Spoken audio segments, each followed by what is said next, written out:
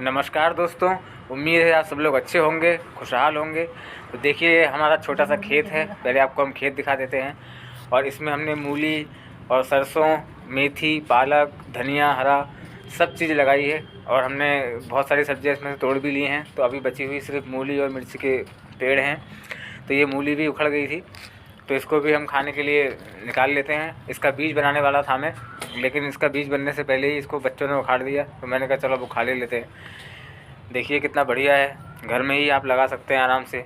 Market से बीज ले आइए और लगा लीजिए। जितनी भी आप सब्जियां देख रहे हैं सब बीज से उगाई हुई है मैंने। और उगने में ज़्यादा समय नहीं लगता है, थोड़ी सी जगह चाहिए, बाहर से मिट्टी ला के डाल लीजिए। तो चलिए चलते हैं अपनी वीडियो की तरफ। तो ये है पीली सरसों। सरसों होती हैं दो प्रकार की, एक होती है काली और एक होती है पीली वाली जो मोटी होती है। तो ये पीली वाली सरसों का साग है और मैं आपको दिखा देता हूँ। ये इस तरीके की रहती है, इसके पत्ते काले होते हैं और ये ज़्यादा बड़ी नहीं होती। जो नॉर्मल सरसों रहती है वो काफ़ी ऊंची ऊंची हो जाती है, लेकिन ये सरसों ज़्यादा बड़ी नहीं होती है, छोटी छोटी ही रहती है और इसमें फूल आने शुरू हो जाते हैं। तो ये सरसों पीली वाली हम लोग यूज़ करते हैं अचार में, और दाल में तड़का लगाने के लिए काली वाली सरसों का यूज़ होता है। तो आप समझ गए होंगे कि मैं कौन सी सरसों की बात कर रहा हूँ। तो उसका ये साग है। और सर्दियों का मौसम है तो इस समय तो हरी भरी सब्जियां बहुत मार्केट में आती हैं। तो मैंने सोचा कि चलो बहुत सारे साग मैंने आपको दिखाए। एक लाटा भी होता है, तो लाटा का साग मैंने इससे पहले आपको दिखाया था। तो इसकी जो डंठल होते हैं नीचे के, जो जड़ होती है, उसको निकाल लीजिए। इसमें एकदम जड़ से ही निकालना है, क्योंकि अगर इसमें मोटा मोटा भी रहेगा तो भी वो आराम से पक जाता है। ये बहुत ही सॉफ्ट होती है और खाने में तो एक नंबर लगती है। मूली का साग भी फेल हो जाता है इसके सामने।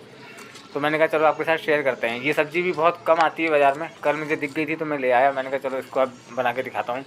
तो वीडियो में पूरा बने रहिए हमारे साथ। आपको दिखाएंगे इसका साग बना के, बहुत ही ज़बरदस्त बनता है और मैं इसे चावल की रोटी के साथ खाना बहुत पसंद करता हूँ। तो मैं इसको काट लेता हूँ पहले। ये साग हमने लिया है 2 किलो, तो 2 किलो साग को मैं काट लूँगा। और ये 2 किलो साग जो है आपका बनने के बाद करीब करीब आधा किलो से भी कम रह जाएगा अगर आप वज़न करेंगे तब। तो मैं इसको काट लेता हूँ। इस तरह से काटना है मुझे, बारीक बारीक काटना है आपको। तो सारा मैं काट लूँगा, फिर दिखाता हूँ आपको। तो यहाँ मैंने काट लिया है, देखिए सारा ये पूरा 2 किलो है। अब मैं इसको धो लूँगा अच्छे से। इसमें मिट्टी बहुत रहती है क्योंकि छोटा रहता है और जड़ों में, और ये लोग बाज़ार में लाते हैं गंदे पानी से धोते हैं, तो इसलिए मैं इसको और धो लूँगा एक बार। तो मैंने यहाँ धो लिया है। अब धोने के बाद मैंने कढ़ाई चूल्हे पर रखी हुई है, उसमें मैंने कुछ भी ऐड नहीं किया, सीधा सीधा आपको काट के डाल देना है नॉर्मली। ये साग बहुत जल्दी बनता है, इसमें बिल्कुल भी समय नहीं लगता।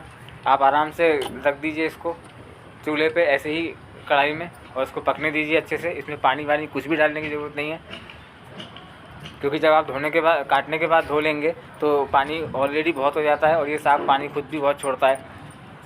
तो हमने इसमें कुछ भी ऐड नहीं किया है। काफ़ी लोग बोलते हैं कि काटने के बाद सब्जियां नहीं धोई जाती, ऐसा नहीं है। काटने के बाद आप धोएंगे तो और सफाई मिलेगी। प्रोटीन तो कहीं जाते ही नहीं है, प्रोटीन तो साग में रहेंगे ही रहेंगे। तो इस तरीके से मैंने इसको डाल दिया है, क्योंकि वो कंकड़ आते हैं बीच में और मिट्टी आती है तो खाने में बिल्कुल स्वाद का सत्यानाश हो जाता है। इसलिए मैं दोबारा साग को धोता हूँ, काटने से पहले भी और काटने के बाद भी। तो चलिए इसे पकने देते हैं। इसको ढकूँगा मैं, ढक के पकाएंगे ताकि भाप से ये और जल्दी हो जाए। तो यहाँ बीच में हम इसको चला लेते हैं। तो ये देखिए थोड़ा कम हो चुका है, इसे हम थोड़ा ऊपर नीचे कर लेंगे, क्योंकि ऊपर का नहीं पकेगा, नीचे का पक जाएगा। ज़्यादा है साग तो वो हिसाब से आप थोड़ा बनाएंगे तो थोड़े में तो कोई टेंशन ही नहीं है आपको। एक ही बार में रख दीजिए, जब तक वो हो जाएगा पूरा एक ही साथ ही हो जाएगा। लेकिन ये ज़्यादा है इसलिए हम इसे उलट पुलट करके पका लेंगे अच्छे से। तो हम इसको इस तरीके से करके और ढक देते हैं। देखिए पानी कितना सारा निकला है, इसी पानी में ये गल जाएगा आराम से। और हमें इसका पानी पूरा सुखा लेना है, थोड़ा सा भी पानी नहीं रखना है इसके अंदर। एकदम खिला खिला और मोतियों जैसा बिखरता हुआ साग बनेगा ये। तो चलिए इसे ढक के और पकाएंगे थोड़ी देर।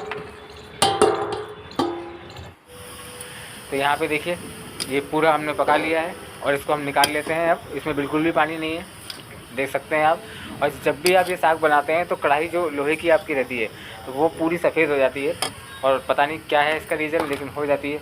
और ये साग, इसका टेस्टी खुशबू बहुत अच्छी आती है इसकी। इस समय बहुत अच्छी खुशबू आ रही है। तो मैं निकाल लेता हूँ और उसी कढ़ाई में मैं इसको छौंका लगाऊंगा। तो मैं अभी साइड में निकाल लेता हूँ सारा।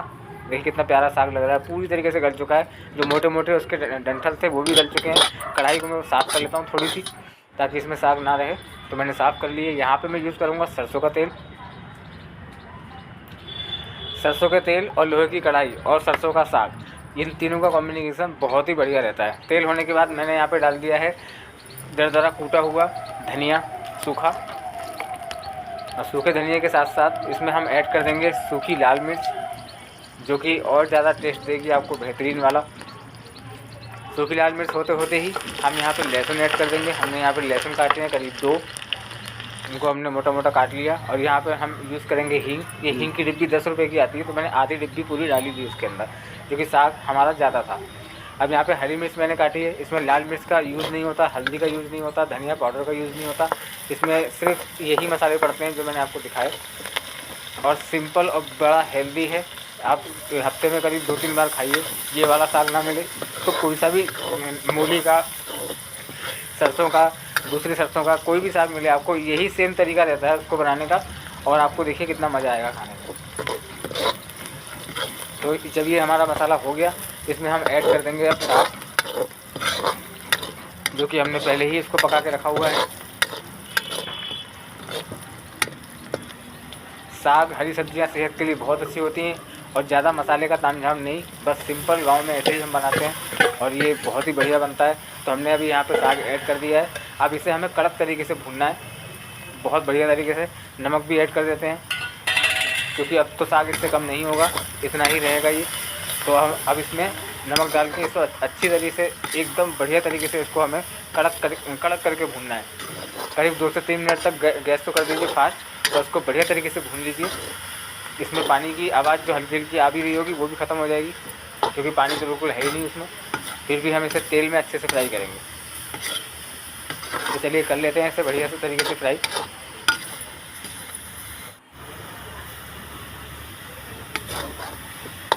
आप चाहें तो इसमें ऊपर से हरा धनिया भी डाल सकते हैं, लेकिन जब हरा साग है तो हरा धनिया डालने का कोई मतलब ही नहीं है, क्योंकि इसका ही टेस्ट इतना बढ़िया आता है कि धनिया का टेस्ट लेने की इच्छा ही नहीं करेगी आपको। तो लगभग साग हमारा हो चुका है। अब चूल्हा हमारा अभी भी चल रहा है, थोड़ा सा और भून लेंगे। तो फाइनली हमने यहाँ साग को उतार लिया चूल्हे से। और ये देखिए साग हमारा मोती ऐसा अलग अलग, एकदम एक एक दाना उसका अलग अलग है। इसको पराठे के साथ, रोटी के साथ खाइए, चावल तक के साथ मैं ऐसे खा लेता हूँ। तो आप कभी भी इसको ट्राई कीजिएगा। देखिए बहुत ही बढ़िया रेसिपी बना के दिखाई है मैंने आपको। वीडियो पसंद आया हो दोस्तों में शेयर कर लीजिए, पेज को फॉलो कर लीजिए, यूट्यूब पे देख रहे हैं सब्सक्राइब कर लीजिए। ऐसे ही और अच्छी अच्छी रेसिपी जानने के लिए, कल की रेसिपी के लिए मैं क्या बनाऊँगा आपको, उसका मैं आपको वीडियो में ही बताऊँगा, क्योंकि अभी मैंने डिसाइड नहीं किया है।